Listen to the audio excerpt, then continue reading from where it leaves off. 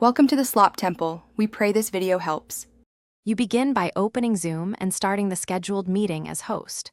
Once admitted, click Participants and enable the waiting room if you want screened entry. This stops interruptions before the meeting begins. Make sure Chat and Share Screen are visible in the toolbar so you can manage permissions quickly.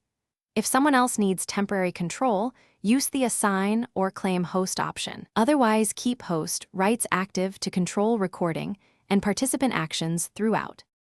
Once participants are in, you actively manage audio and video. Click Mute All to silence noise, then unmute selectively. You can also stop cameras if necessary.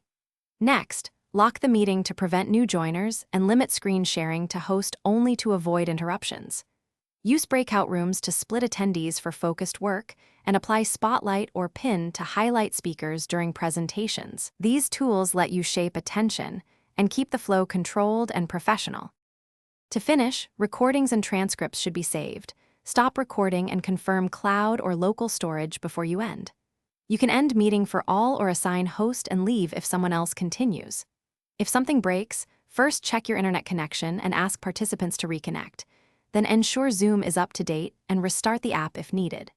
If screen sharing or audio fails, toggle the specific permission, reassign host, and then reinitiate the feature to restore normal operation quickly. Thanks for watching. Consider subscribing if we helped you.